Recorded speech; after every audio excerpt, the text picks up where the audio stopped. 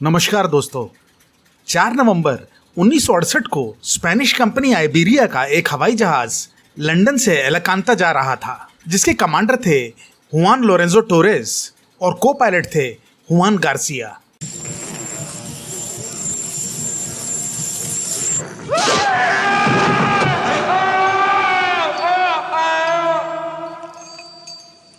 Commander Torres 17 साल से हवाई जहाज उड़ा रहे थे और अभी वो स्पेनिश एयरफोर्स में बतौर ऑफिसर लगभग 40 सालों से काम कर रहे थे और किंग हुआन कार्लोस के पायलट भी थे। वो एक एविएशन स्कूल भी चलाते थे और उन्हें 28,000 घंटे से ज़्यादा का फ्लाइंग एक्सपीरियंस था। बार्सिलोना पहुंचते ही वहाँ के एयरपोर्ट कंट्रोलर ने उन्हें जहाज़ को नीचे लाने को कहा।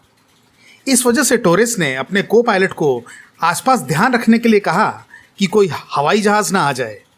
एयरपोर्ट कंट्रोलर ने बाद में कहा कि उन्होंने 31,000 फीट पे किसी प्लेन को इनकी तरफ आते हुए रडार पे देखा था और इसी वजह से इन्हें 28,000 फीट पे आने को कहा गया।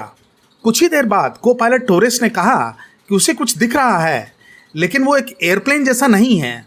वो एक बहुत ही तेज़ रोशनी थी जो किसी भी जहाज़ की लाइट से ज़्यादा तेज थी और वो उनके जहाज़ के ऊपर से उनके सामने आ गई। अब वो जहाज़ की नाक से सिर्फ 10 मीटर दूर थी कि तभी उस लाइट के अंदर एक और लाइट दिखाई देने लगी, जिसका कलर सफ़ेद से नीला और सलेटी हो रहा था।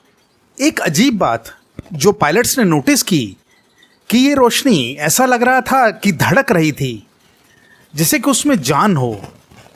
तभी उन्हें उस लाइट की दोनों तरफ एक एक लाइट्स और दिखाई दी।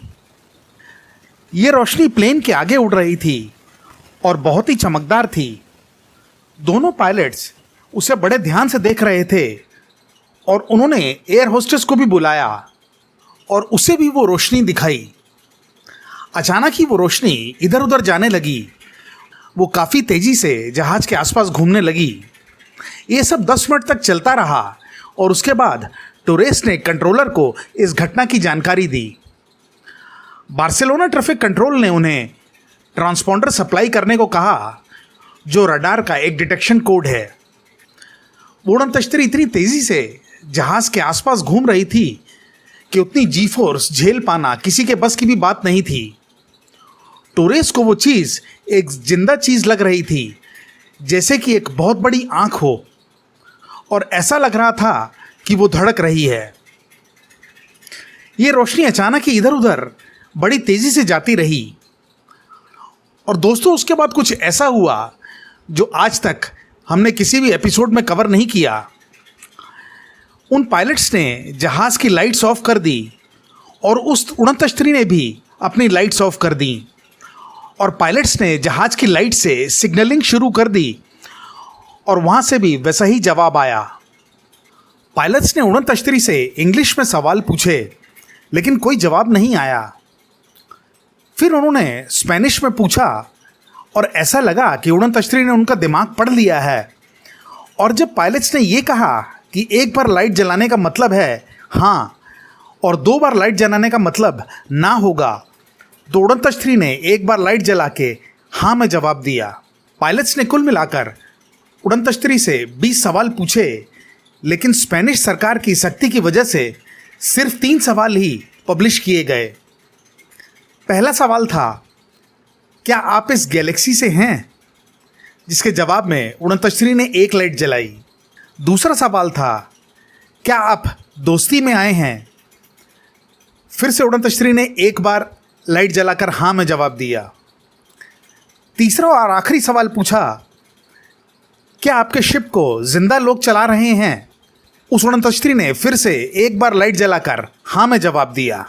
तो ये हमारी ही गैलेक्सी से आए थे और दोस्ती में आए थे, लेकिन उन्हें हमारी न्यूक्लियर टेक्नोलॉजी परेशान कर रही थी। इसके बाद वो यूएफओ उड़ गई और प्लेन भी लैंड कर गया। कमांडर टोरेस को कर्नल एंटोनियो द्वारा बुलाया गया। उस समय स्पेनिश आर्मी बहुत ही ओपन माइंडेड थी और आर्मी वालों ने टोरेस को बताया कि उन्होंने रडार पे उस उड़न तश्तरी को देखा था। टोरेस की रिक्वेस्ट पर उन्हें रडार डेटा की एक प्रिंटआउट कॉपी भी दी गई। ये खबर प्रेस में लीक हो गई और टोरेस से वो रडार डेटा वापस ले लिया गया और कहा गया कि ये खबर हम लोगों को नहीं बता सकते क्योंकि वो इसके लिए तैयार नहीं हैं। प्रेस को ये कह दिया गया कि पायलट्स ने वीनस प्लैनेट को देख लिया था और इस घटना से पहले टोरेस यूएफओ पर विश्वास नहीं करते थे, लेकिन इस घटना ने उनके सोचने का नज़रिया बदल दिया। उनके हिसाब से एक दिन ऐसा आएगा जब पूरी दुनिया को ये पता चल जाएगा और हम शुतुरमुर्ग की तरह अपनी गड़ी हुई गर्दन निकाल लेंगे। दोस्तों, इस एपिसोड में इतना ही। अगले एपिसोड में फिर मिलते हैं, तब तक के लिए नमस्कार।